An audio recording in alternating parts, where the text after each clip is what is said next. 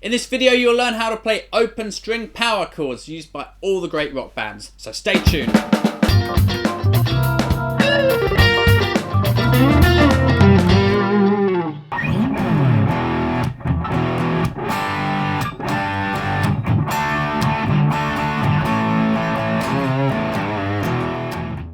Hey there, this is James here for James Shipway Guitar, and welcome to my first power chord video lesson. Now, if you want to get my power chord guide, you can click the link under here. It's got the chord diagrams and tab and everything for this lesson, as well as my other power chord videos. So check that out if you want to have a bit of an extra hand learning all the stuff in this video series.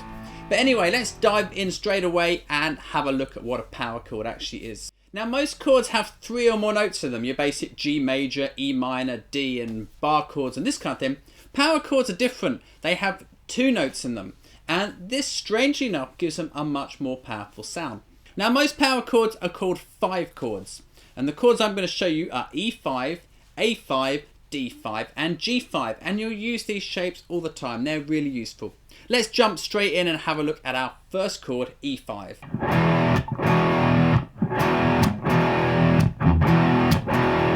So that's the sound of the E5 chord I'm going to show you now. Really easy to play. Let's check it out. I'm playing the low E string as an open string, and I'm playing the A string and the D string both at the 2nd fret. Kind of looks like an E minor chord. If you know that chord, you'll recognize this shape. The difference is that we don't want to play any other strings apart from these 3. Now, if I bar it with my first finger, which is how I mostly play this chord, I need my first finger to be slightly flat so that it doesn't press these strings down, but it kills them off and we don't hear them, okay? If you're playing it with these 2 fingers, same thing. Let these fingers just lie down slightly on these other open strings so that if you knock them with a pick, you don't hear them. But that's how we play an E5 chord. That's our first power chord shape. Now, if we take that E5 chord and we move it across the string, we get A5. So now we've got the open A string and the 2nd fret on the D and the G string. You might play it the same way, either with your first 2 fingers, or you could bar it with your first. That's the approach, again, I use most of the time myself.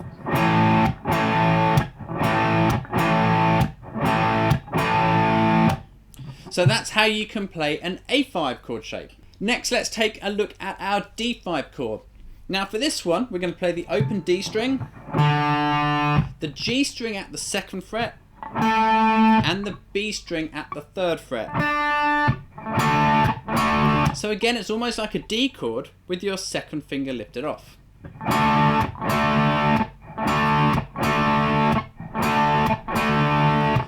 Now, sometimes I'll play this chord with my 1st and 3rd finger. Sometimes I'll play it with my 1st and 2nd, and sometimes I'll even play it with my 2nd and 3rd. So it kind of depends what's coming before and after that chord. But most of the time, if I'm just grabbing that chord, I'll probably use my 1st and my 3rd finger. So maybe start off with that one. It's quite a manageable, easy way to play that chord. So give that one a try to start with. So that's our D5 chord, and again, we don't want to get this top E, so I'm flattening this finger down slightly to kill it off, and I'm killing off the E and the A string with my right hand up here, my picking hand, so that I don't get those in there either, okay? I can then attack this chord confidently and cleanly without having to worry about those other strings coming into there.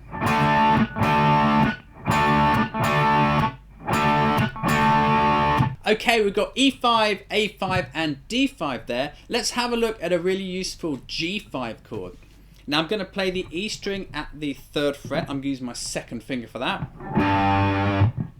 I'm going to play the D and G string open, and I'm going to play the B string at the 3rd fret with my 3rd finger, and my little finger is going to play the top E at the 3rd fret. Now, what about the A string?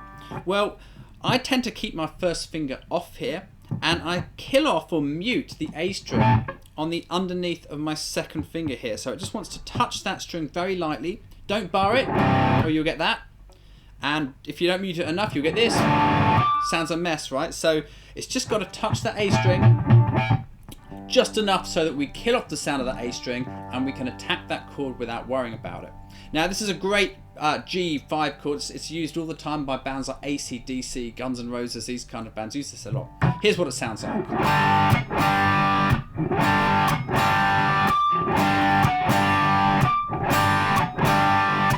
In a moment I'm going to show you a simple little exercise to get you used to connecting these up. But I just want to give you some guidelines about the kind of sound you use for these.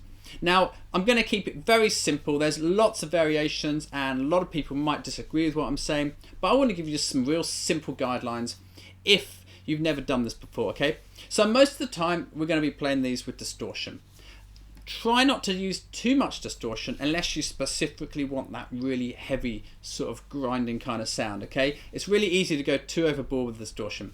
Find a nice crunchy sound with just the right amount of distortion you want, because you'll still hear the definition of the chord then. Too much distortion and it may get a little bit mushy. So just be aware of that. Now I tend to set my bass and middle controls to around 2 o'clock. That's probably normally about 6 or 7 on the dial. Again, it depends on the amp, it depends on all sorts of other things. But as a rough guide, sort of set to about 2 o'clock is always good for me. And I have my middle control at about 9 o'clock. So normally that's like 3 or 4 on the dial. Again, it depends what kind of guitar I'm using and all these things. But start with that and you can just tweak it from there. Now pickups, I tend to use for power chords, the bridge pickup of my guitar. Gives you a nice bright crunchy sound without it getting too fat and woolly, which it can do if you put it up on your neck pickup.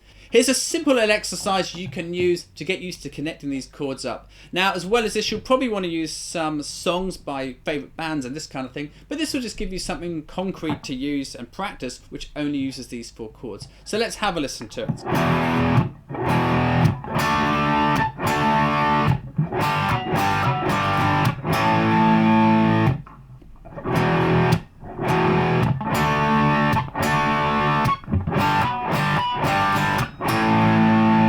Okay, I'm using E5 to start with.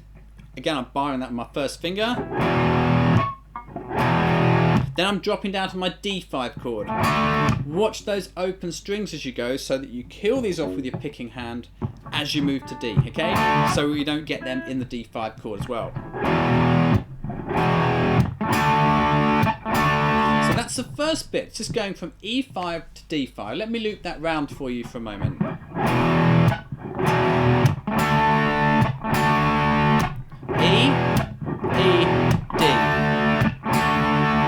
Next thing we're going to do is go to G5 and we hit that like this.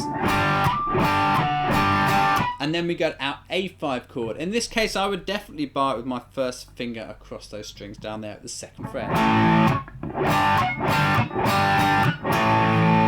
So it's hitting the G there. G, G, G, G, A5, okay?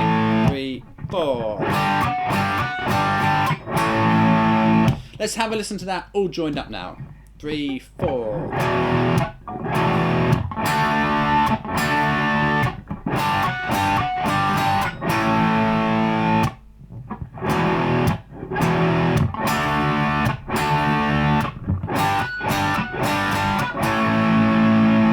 So just a simple exercise there, just demonstrating the kind of sound you can get with these chords. Okay, that's about it for me today then, so I really hope you found this useful. Don't forget your power chord guide if you want the diagrams to this and my other power chord videos. Click the link underneath this video. Also, if you found this video useful, then please hit like, subscribe to my YouTube channel for more videos like this, and if you've got any comments or questions, leave them underneath because I do check all my comments and questions and I do try and reply to as many of them as I possibly can. But until next time, thanks a lot for watching. I really hope to see you again in another one of my videos very soon. So take care and I'll catch you later. First I'm going to show you the shape and then we're going to look at moving it round. So I'm going to show you how to play an F5 chord using this chord shape. So we're going to play the 1st fret on the E string and I'm going to use my first finger for that. And I'm going to play the A string and the D string at the 3rd fret. Now I like to use my 3rd and my little finger for that, like so. Now that stretch can take a tiny bit of getting